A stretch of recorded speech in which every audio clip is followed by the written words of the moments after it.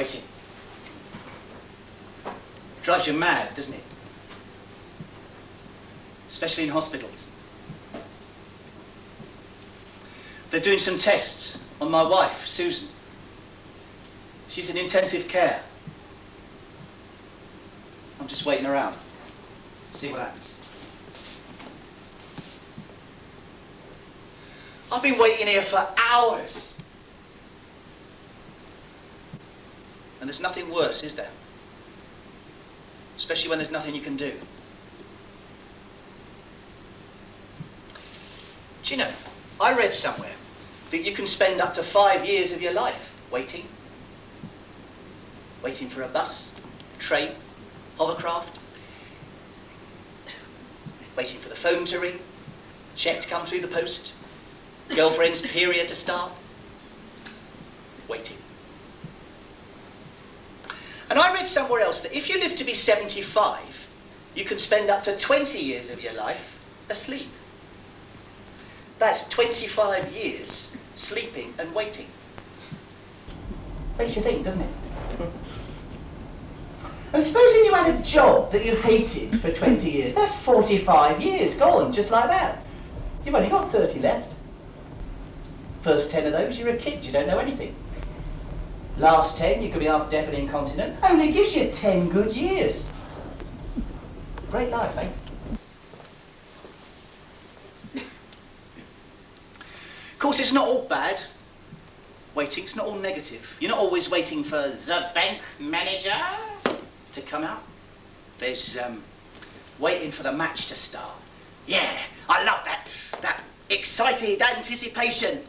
Go you Lions! Go Millwall! Brilliant! Go on you Lions! Arsenal! There's waiting for the woman in your life to slip into something more comfortable. I like that as well. Though after you've been married a couple of years, she's more likely to come out in an old toweling dressing gown and furry slippers.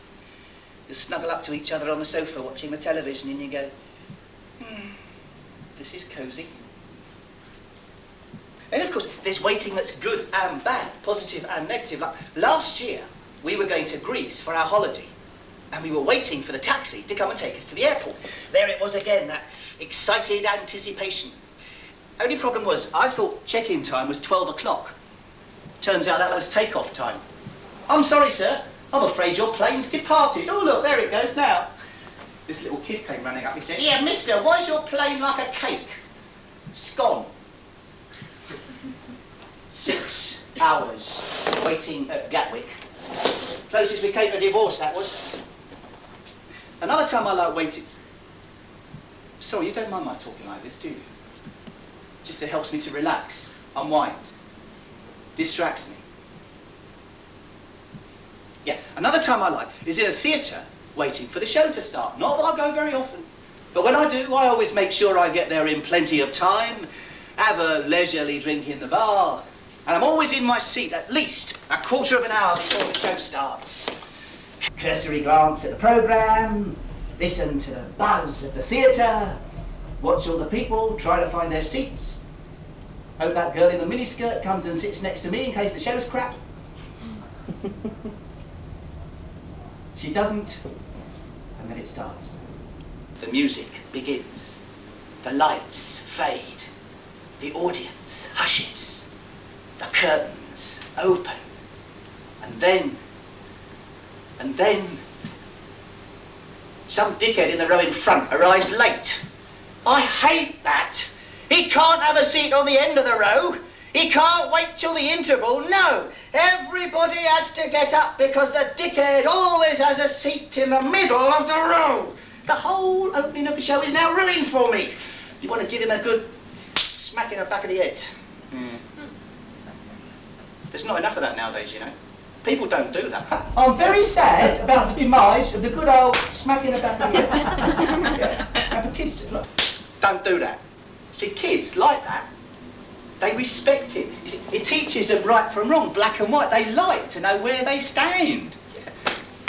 Teachers try that nowadays, they get arrested. Yeah, what? smack in the back of the head, and a kick up the bum, like in the old black and white movies. Solve a lot of the world's problems, that would.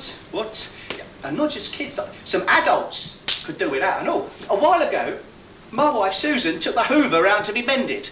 They said, come back on Monday, love, it'll be ready then. She came back on Monday. Sorry, love, it's not ready. But hang on, you said it'd be ready on Monday. Sorry. Don't be sorry. Just get it ready on time. And some politicians can do with that and all. What do you mean you've lost the country £2 billion? Get it back. He said, I got this thing about timekeeping. I can't stand it when people are late. I'm never late. Why should they be? I always, and here's the key, leave plenty of time. Why can't they? It's incredible the number of people who are late for things. I mean, a while ago, we had our house on the market and there were these people coming to view at 2 o'clock. 20 to 3 they turned up. 20 to 3. Sorry, like they were 2 minutes late. You're 40 minutes late, mate. Oh no, well, we got held up at the last house and the traffic. Sorry. Well, I'm sorry too. I'm afraid you'll have to make another appointment. It's not convenient now. Well, surely as we're here. No. Well, just a quick look. No! So they get on the phone to the estate agent and he gets on to me like I'm the one that's in the room. Unbelievable. So put him right, the estate agents. You see, if people are late, what they're saying is their time is more important than mine. Well, I'm sorry, but my time is very precious to me. I will not have it abused. Susan was just the same. If it wasn't for me, we'd be late for everything. Keep coming, darling. I've got the car keys. Coming. Just washing my hair. Of course, I wouldn't care if she was late for anything now. Oh, what does it matter being late anyway? Oh, God, let her come through. Not that I'm religious. I'm an agnostic. I don't know what I'm talking to him for. My mate Frank's an agnostic insomniac dyslexic. Spends night after night worrying if there really is a dog.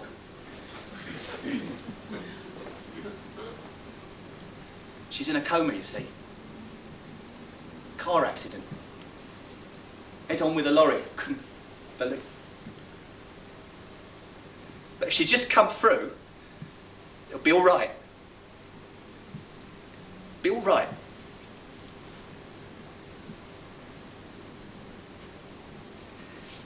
I'll tell you what, I'll do my impression of a brass band. You'll like this. I'll do Scotland the Brave, and then the march past to the Royal Air Force. Okay. I just got to blow my nose first. You'll see why in a minute. Okay, here we go. Scotland Brave, RAF march past. Scotland Brave.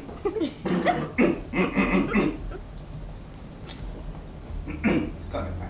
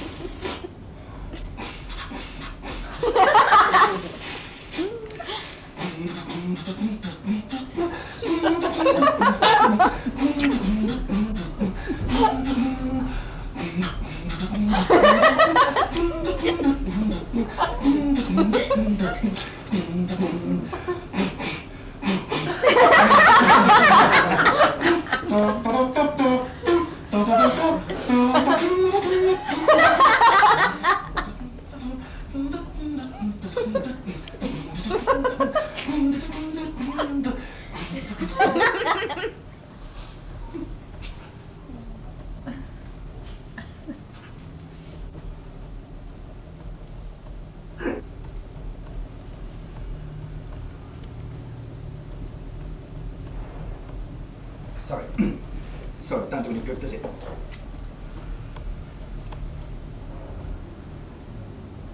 Amazing places, these, aren't they? My mate Frank's in hospital at the moment because of his knee. Yeah, his wife found a blonde sitting on him.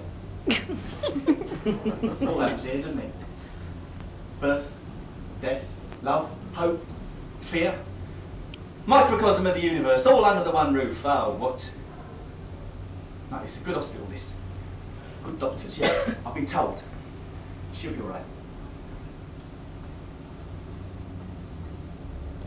I could have been a doctor, you know. I could. I've got the intelligence for it. Well, I think so anyway. I've certainly got the handwriting. Because you can be whatever you want to be, can't you? If you've got average intelligence and you study long enough, you can be whatever you want. As long as you're clear where it is you're going, it's simply a question of the time taken to study. My problem has always been I don't know what I want to be. Solicitor? Could have been a solicitor. Teacher? I've talked about that a lot. Estate agent? Don't need even average intelligence for that, do you? I'll tell you what I wouldn't want to be. A surveyor. What a negative profession. Lovely looking house, but it's got rising damp. And those reports they write, they really commit themselves, don't they? Oh, the roof looks all right. Might need replacing soon. Windows might need replacing, might need replumbing, might need rewiring, might. How come they cover their asses so much? What's so special about it? Nobody else does that. And another thing I wouldn't want to be, a dentist. What makes anyone want to, think about it. You're young, you're at university, you're intelligent, you've got your whole life stretched out in front of you and you think, I want to spend it poking around in other people's mouths. A gynaecologist, yes, but a dentist? Has anyone ever come rushing up to you and said, whee, I'm off to the dentist tomorrow, brilliant! Of course not. They hurt people, they do. And what a lonely job it must be, because you can't talk to anyone. All you get back's a mouthful of dribble. Afternoon, Mrs. Green. Dribble, dribble, dribble, dribble. Understand your husband's just left you. Maybe we could have lunch. Sorry, it's just a mood I'm in, you understand. I'm sure being a surveyor or dentist is a very honourable occupation. Someone's got to do it. Just not me, that's all. At least they know what they want to be. I've only ever had one real ambition in my life. I wanted to play in goal for Millwall. I wanted to be the cougar.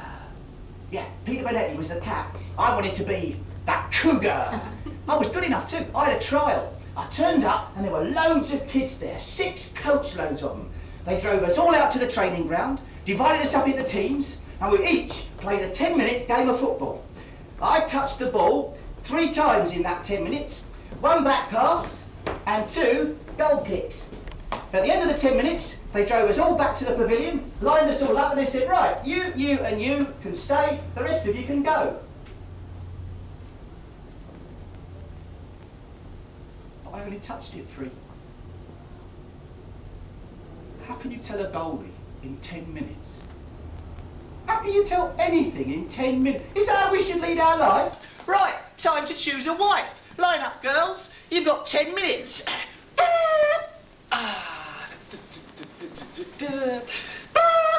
Right, you and you can go. You can have another 10 minutes. See, it's ridiculous.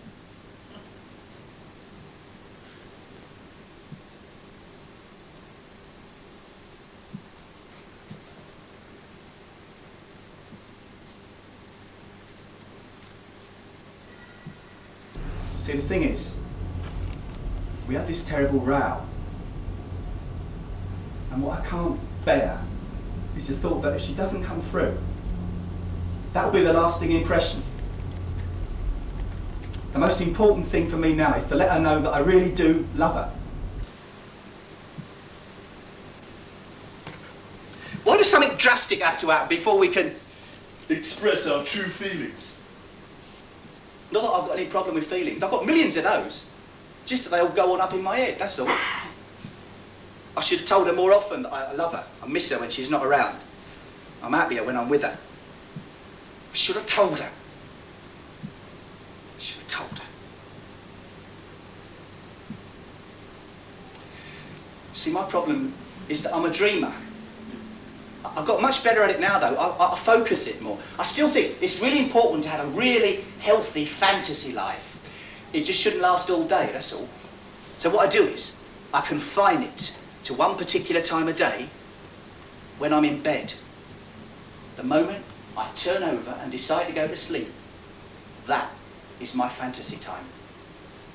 I get rid of everything else, jobs, money, as a bank manager, and I indulge my favourite fantasy, playing in goal for Millwall.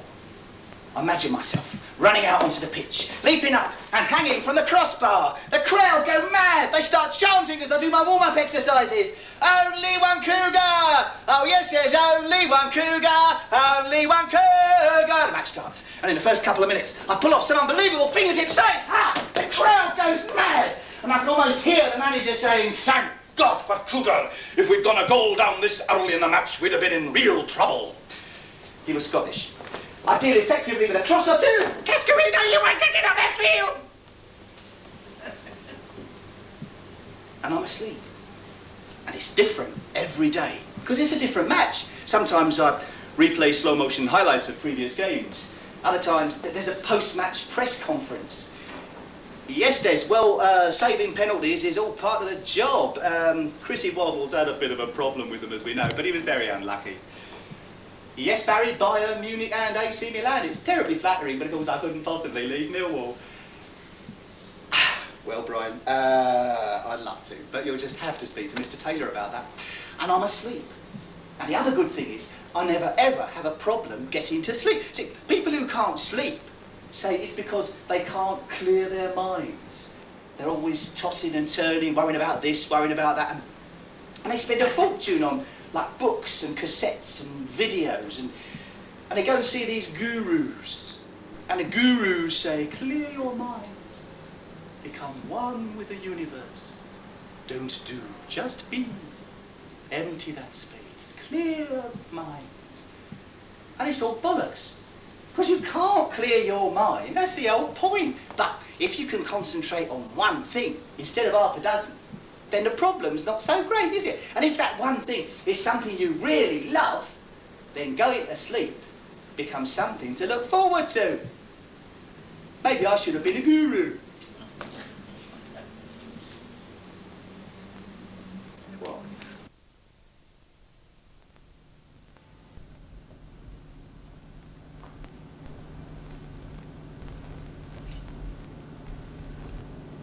I met Susan through football. Her father, Eddie, was manager of the local team I used to play in golf for. He was, how can I put this, a prat. Loud, opinionated, chauvinistic. A prat. His wife, Avril, she was gorgeous. She was a stunner. She was loved. Nobody could work out why she married him. None of us could get that straight. She used to organise the teas for the players at all the home matches. She was a lively lady as well, know what I mean? She used to flirt with everyone, and she had a thing with a couple of players, strikers mainly. She liked strikers. Betty used to bollock them for not scoring enough. Anyway, she starts making eyes at me, and I thought, whoa, why not? Older woman, teach me a thing or two. I'm not getting anywhere with Judith Parker. Next home match, I'll make my move. Next home match comes, I am so excited, brute on the bollocks, ready to go. And I turn up, and she's brought her daughter, Susan, to help. And it was, instant. She wasn't stunning like her mother. She was quite shy, but there was something about her that made me dribble. And it was mutual. I couldn't believe it. I can't remember what job I was doing at the time. Probably painting and decorating. I did a lot of that while I was deciding what my real career was going to be. But obviously, whatever it was, I wasn't good enough for their daughter. Not that we don't like you, son. We do. It's just that we're, how can I put this, concerned about Susan's future comforts. And of course, it must have been difficult for Avril. I mean, think about it. 1 minute, you're flattening your eyelashes at a bloke. Next minute, he's gone off with your daughter. Can't have been easy. Still, whatever they thought, they had to accept it. But Susan was just determined. And not long after that, we got married. That's all she wanted, really. Get married and have babies. And That's where the trouble started. See, she had real problems, like getting pregnant. But not that we didn't try hard enough. Well, what? At it like knives. No problems there. Nothing seemed to happen. And the longer it goes on, the more pressure there is. It stops being about fun anymore. It's all about getting pregnant. Maybe this time. Maybe this time. Maybe this time. And sometimes we had to, like, do it to tie in with a monthly cycle. And it's not always easy, is it? I mean, you're not always in the mood. Now, upstairs, now! I'm having me breakfast, now, go on, upstairs! We went to see the doctor. We had all the tests. He said there was nothing wrong with either of us. He said, just relax, take it easy, be patient, think about something else. But that was no problem for me. I just got back in goal for Millwall. Only one cougar! Oh, yes, there's only... It was a bit harder for Susan, though. I said, just lie back and think of England. She said, no, I hate football.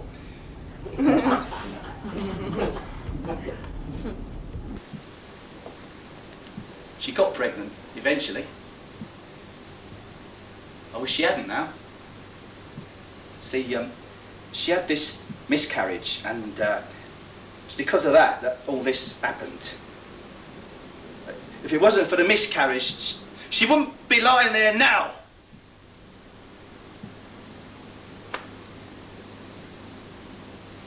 They happen so quickly, don't they? Car accidents. Head on with a lorry. I couldn't believe it.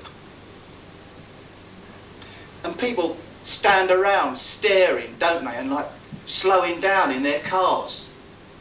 I was amazed someone didn't get a video camera out, make a film of it. So, when the lorry hit, I didn't feel a thing.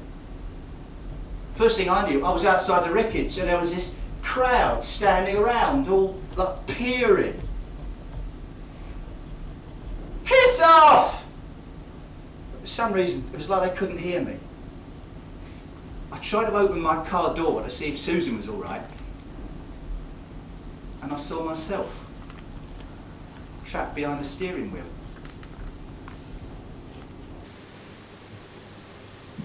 It's really weird. It's like I was having some like out-of-body experience or something. Susan was trapped too, not moving, not making a sound. I reached over to try and gently shake her, and I couldn't feel anything.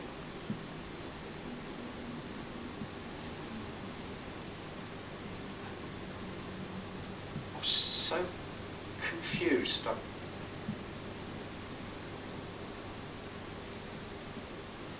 Then the police came, and the ambulance, and there were these lights flashing everywhere. I saw them take my body out of the car, lay it on a stretcher,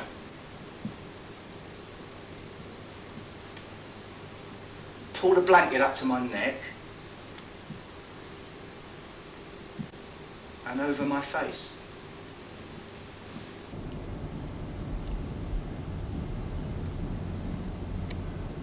They put my body in my ambulance, and I went with Susan in another.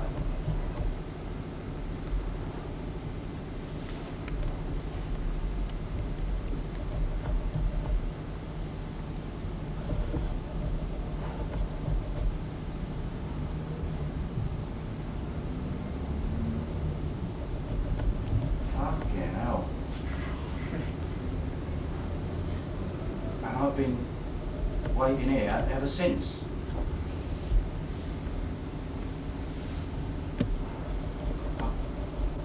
I've got to explain things. I love her, I do, and I've got to tell her. I'm waiting here to see if she comes through to this side, because if she doesn't, I might never see her again. And there's so much to talk about, there's so much I've got to tell her. It feels really weird that I'm like standing here waiting for her to die, but if she doesn't, what happens to me? And if she does, well, at least we'll be together.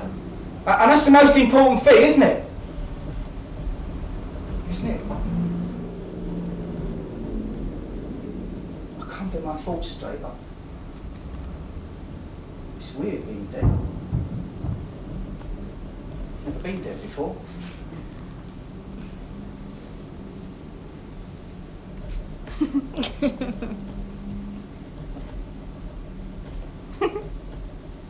Well, I never thought it'd be like this. I don't know what I was expecting. Bright light, tunnel. Yeah, I've seen it on television. People who have been close to death say that there was this, like, a bright light and a tunnel. I haven't had a bright light or a tunnel. Huge. All I get are these feelings. They want me to go to them. I can feel it. It's hard to explain. It's like they're pulling me, drawing me towards them. And if I wanted to, I could just let go. Because the other thing is, I can't feel myself move. If I want to go somewhere, I think about it, and I'm there. It's like my head is moving. Oh, whoa. Here.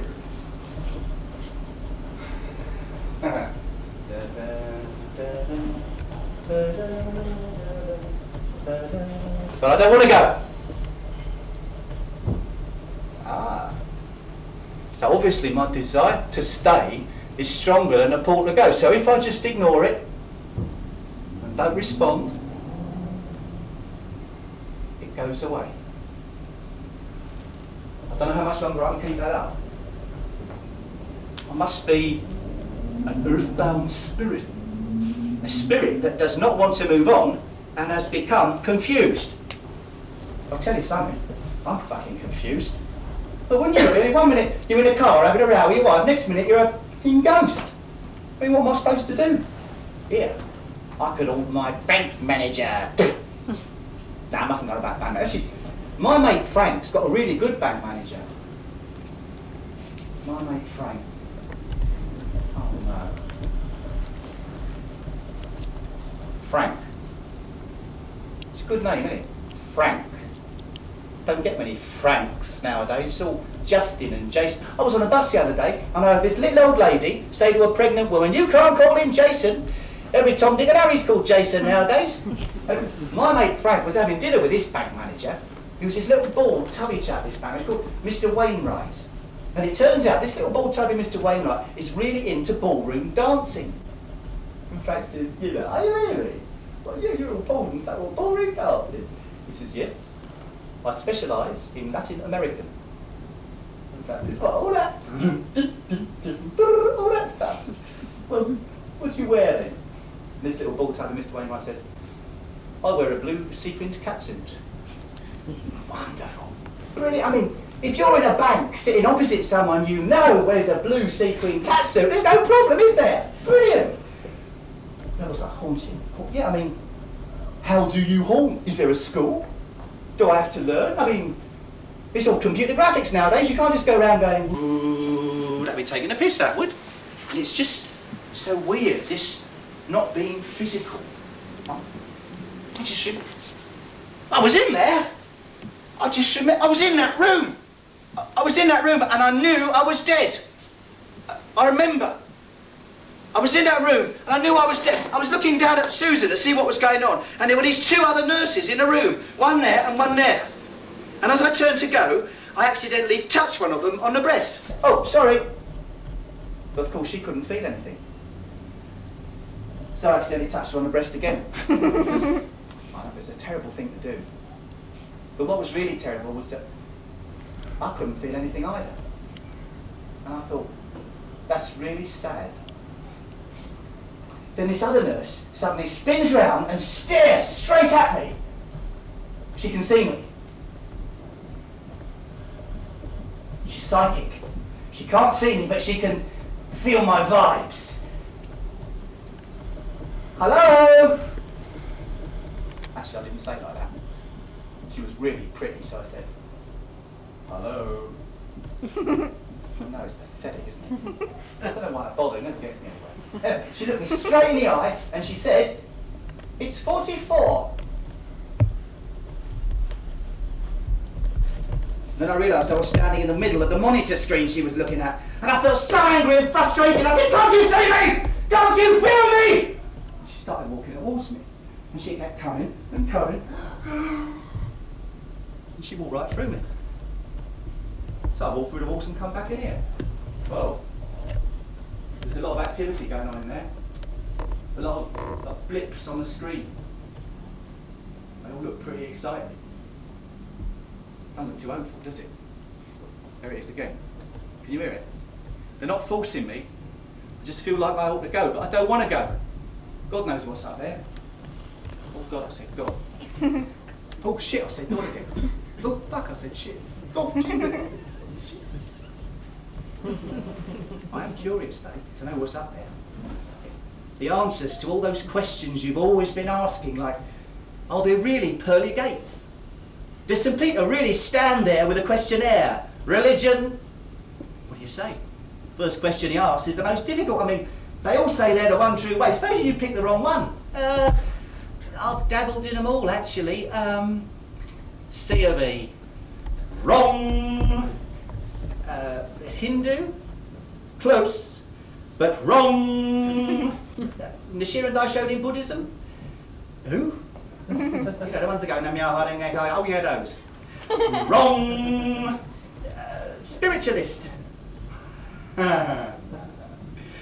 Roman Catholic? Yeah, fucking wait, mate, not coming in here. Muslim fundamentalist? Fine, come in. Then, of course, they know everything about you. I see you've been filling your income tax returns. Oh, yeah, but everybody does that, please. Dishonesty. Tick. This guy's beginning to get on my nose now. He's beginning to remind me of my bank manager. I see you've been unfaithful to your wife. Yeah, but only once, and it was a really bad mistake. Adultery. Tick. Oh, Jesus Christ me. Everyone's entitled to one mistake. Blasphemy. Tick. Then, of course, you try and think of all the good things you've ever done, all the completely selfless things, just to make it sound better. And it's loads. And it's not easy. Because if I'm honest, I've been completely and utterly selfish all my life. I can't help it. We're all the same. We're the centre of our own universe. So while I'm curious to know what's up there, I'm a little bit nervous as well. I'll tell you what would be good. What? Oh. No!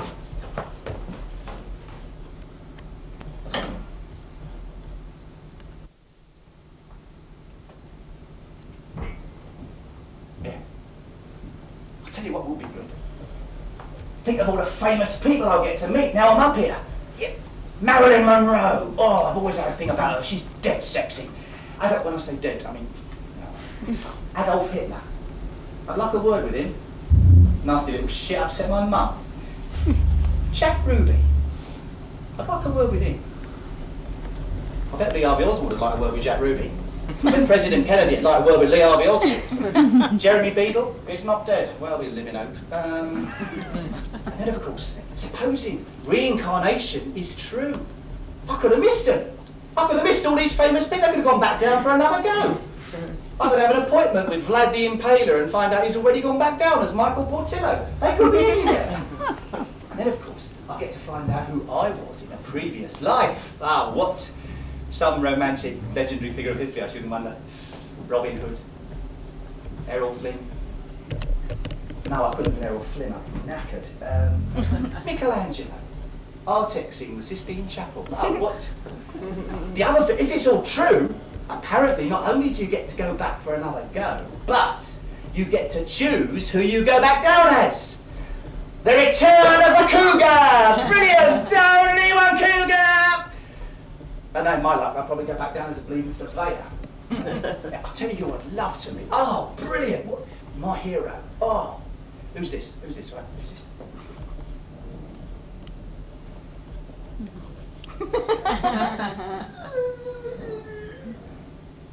Charlie Chaplin. Stand up. Right, what's this from? What's this from? Right, stand up. Right here, right here. What's this? What's this? On the blue ridge mountains of Virginia, on the trail of the lonesome pine.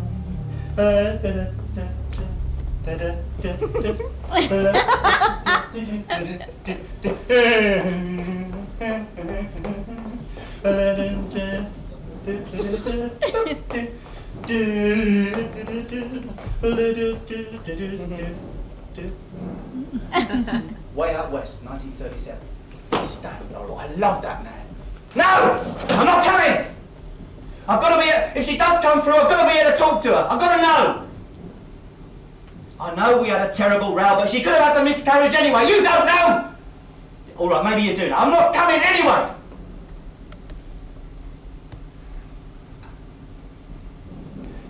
See, after Susan got pregnant, she started worrying about the lack of what I laughingly called my career. Said now I was going to be a father, I should start acting a bit more responsibly. Get a proper job.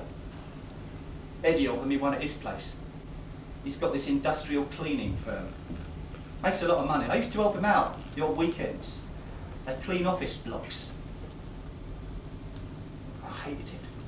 I used to use these huge industrial shampooers, and I really hated it. He said, well, you can start on the manual side, get to know the business, and gradually move over into management. That's how I see it. Wasn't how I saw it, I can tell you. What do you do for a living? Well, I clean office blocks. Not like playing in golf and Millwall, is it? And he didn't want me there. He was only saying it because of Susan. So I took a deep breath and I said, thanks very much, but no thanks. Well, you'd have thought I shot a pope or something. They went mad. Susan and I had this unbelievable row. The worst we'd had since we got married by a long way. Shouting, screaming, slamming doors, hurling abuse. In the end, I stormed off to the pub. And not long afterwards, Eddie storms in afterwards and drags me out because Susan's been taken to hospital. Anyway, cut a long story short, she had a miscarriage. Eddie blames me. Well, obviously. But as I say, it could have happened to anyone, couldn't it? I mean, pregnant women do all kinds of things. They fall down ladders, trip over stairs, and they don't hurt the baby. I'm not saying I'm totally blameless, but I don't know. Anyway, then things got difficult. See, after the miscarriage, the doctor said the best thing to do will be to try and have another baby quickly. Susan just didn't want to know. And not just because she didn't want to be pregnant again either. She'd gone off me. Lost her respect for me or something, I don't know. Every time I tried to touch her, she'd push me away. The longer it goes on, the worse it gets. Got so that she could hardly bear to be in the same room as me. She was spending more and more time round her mum's, and I was spending more and more time in a pub with Frank. That was a barrel of laughs as well. Oh, Frank, mate, am I glad to see you. Have I got problems? Problems? Don't talk to me about problems, Mikey. You don't know nothing about problems. I've got problems, mate. You don't know nothing about problems. My wife's left me. Business has gone down the chute. The exhaust has fallen off the back of my car. What about your bed and breakfast business? Well, you know, we was in trouble as it was. Then the recession hit.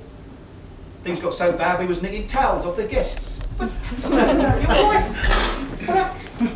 Remember that computer programmer that was staying with us 4 nights a week? The one with the funny eyes? Turns out while I was up the cash and carry stocking up with provisions, he's upstairs with her getting his optional extras. They've just gone off together, left me a note. Business has gone down the drain. The house has been repossessed. I'm dossing down at my daughter's now. Still I try to stay cheerful. What's your problem, Mikey? Oh, it doesn't matter, never mind. But there I was, ignored in the pub, ignored at home. It was really grim. And it's hard being rejected all the time.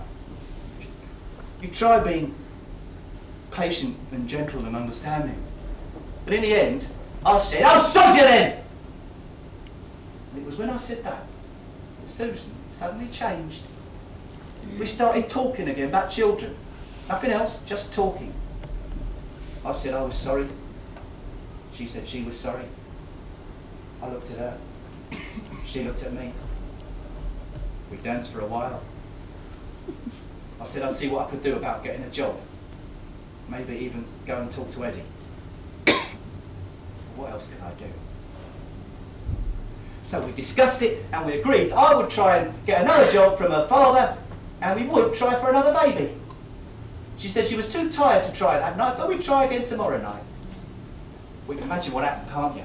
I mean, I spend the whole of the next day at work and I'm like going round and round and round. It's in my brain. I'm thinking, is this what I really want?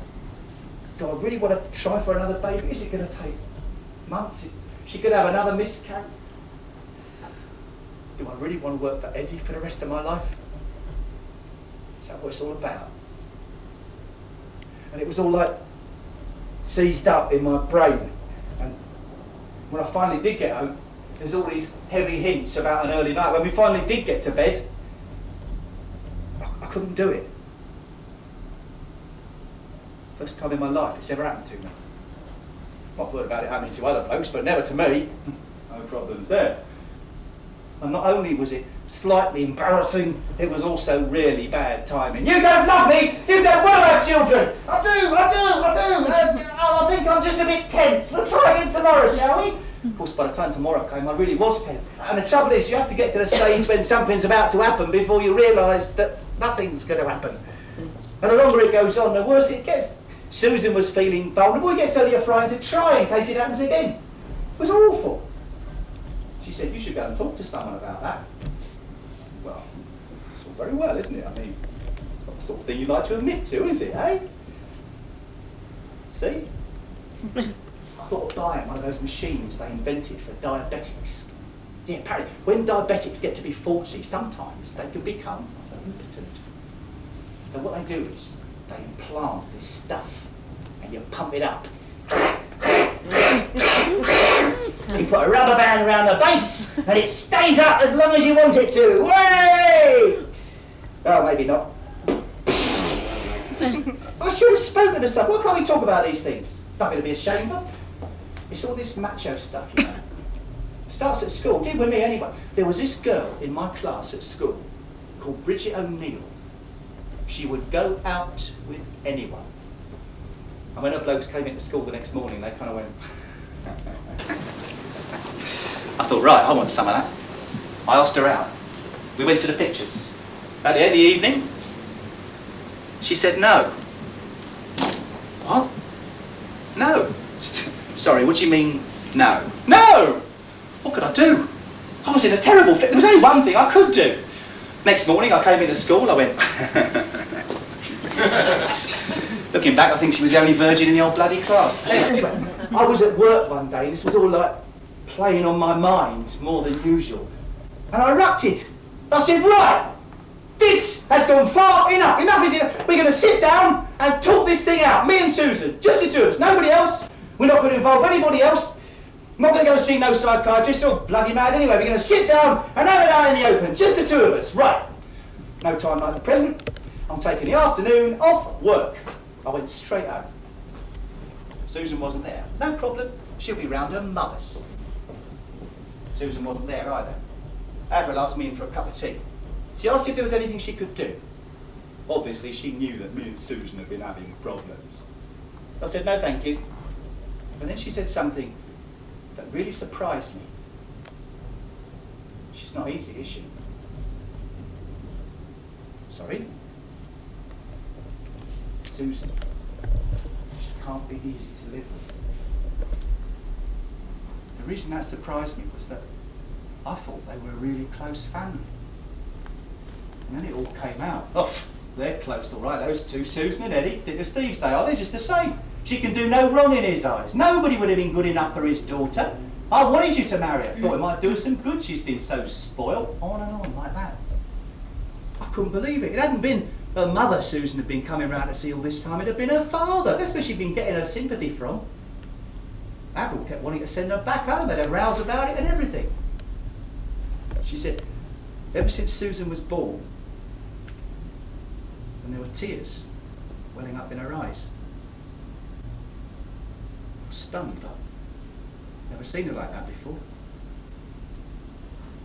She tried to start talking, but she couldn't. She was just sobbing quietly. I sat down on the sofa next to her and put my arm around her. She told me how isolated she'd felt for years. How Susan and Eddie would just do things, the two of them, organised, little trips, outings. Nothing obvious, nothing malicious. They were just so wrapped up in each other. They did everything together. Every time she brought it up, Eddie accused her of being jealous of her own daughter. All his love, all his affection, all his attention was focused on Susan. Whether he meant it to be like that or not, that was the effect. She said she wasn't going to tell me how many times she and Eddie had made love since Susan was born, because I wouldn't believe it. Then she said, I'm sorry, I shouldn't be talking like this. And she turned her face to my chest to hide it. She said, I just want you to know what's been going on round here. She said, I know you and Susan have been having problems, and it's not your fault. So there we were, holding each other tightly, and how can I put this?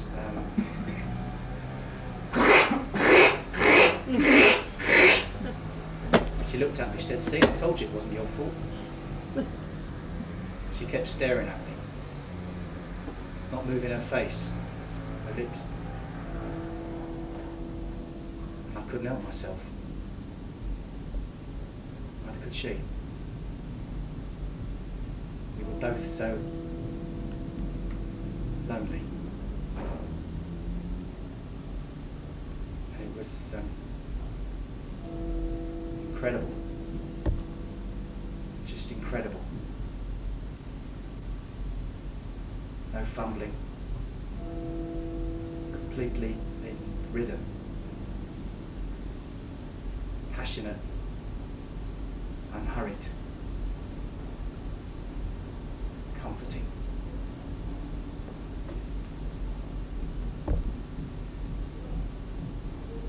Afterwards, we lay on the floor in each other's arms, oblivious for ages.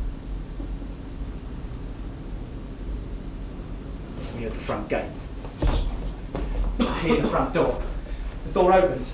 Susan was in. We got ourselves together, maybe not together enough. She looked confused. What's going on here? She said, right, attack is the best form of defence. You and me are going home. We're going to sit down and talk this thing out. Just the two of us. Go on, out you go. She didn't want to go, but I was so insistent, I almost threw her through the front door, chucked her in the car, and all the time I'm going on about how imperative it is that we sit down and talk this thing out. I start driving off now. I'm panicking, because I can see, out of the corner of my eye, she's beginning to work out what was happening in there. What's going on in there, she said. What are you talking about? What? Me and Avril? Avril and me, get out of it. She knew. Straight away, she knew. She started screaming. I tried to placate her. I'm not doing a very good job. She's out of control now. She's hysterical. She screams at me to stop the car. She wants to get out. I couldn't just let her walk out of my life, could I? And then she starts hitting me, and I'm trying to fend her off, and she keeps on hitting me. She grabs the wheel. She tries to pull it into the side. I'm trying to pull it back out. And all the time she's hitting me. I'm trying to fend her off. And I hear this horn. I look up and there's this lawyer!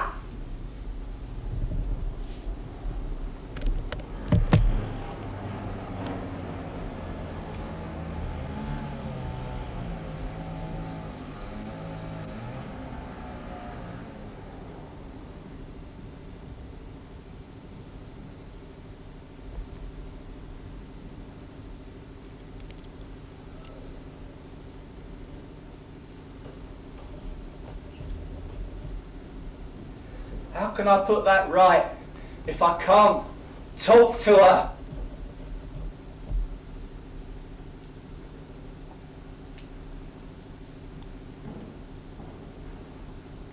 She's not coming through. She's decided to stay. They all look pretty excited in there. Good, that's good. Feel all right. Wonder what happens now, though. I feel like there's a sort of acceptance of it.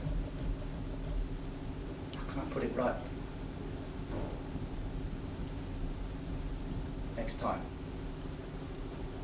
Yeah. I'll have to put it right next time.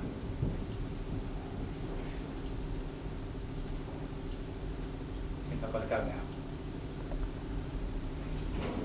Say hello to Stan Laurel for you, shall I? Maybe next time I'll get to play for Millwall.